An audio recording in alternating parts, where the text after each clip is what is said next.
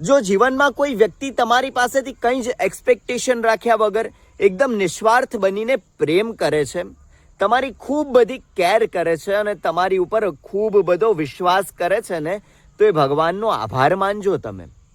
કારણ કે ભગવાને ગ્રીન ફોરેસ્ટ નહીં, તમારી પાસે ગ્રીન ફોરેસ્ટનું પ્રો વર્ઝન મોકલ્યું છે. હા, પણ એનો અર્થ એવો નથી કે આપણે ઓવર એટીટ્યુડ અને ઓવર કોન્ફિડન્સમાં રહીને એ વ્યક્તિની જોડે તોછડાઈથી બિહેવિયર કરીએ કારણ કે એ વ્યક્તિ તમારી પાસેથી કંઈ જ એક્સપેક્ટેશન નથી કરતી. ના, એ વ્યક્તિને પણ લાગણી છે, પ્રેમ છે, તો એ પ્રેમ અને લાગણીઓની રિસ્પેક્ટ કરવી આપણી જવાબદારી છે. જો તમે રિસ્પેક્ટ નહીં કરી શકો ને અને ભગવાન રિસાઈ જશે ને તમારાથી, તો કદાચ એ વ્યક્તિને તમારાથી ક્યારે દૂર કરી દેશે ને ખબર નહીં પડે. અને પછી તમારી પાસે રડવા માટે ફક્ત અને ફક્ત એક ખૂણો બાકી રહેશે, ના તો એ વ્યક્તિનો ખભો કે ના તો કોઈ જગ્યા.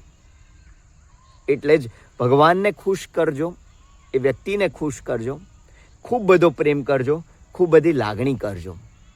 જેમ એ વ્યક્તિ તમારી પાસે કંઈ જ એક્સપેક્ટેશન રાખ્યા વગર પ્રેમ કરે છે, લાગણીઓ શેર કરે છે, કેર કરે છે, એમ જ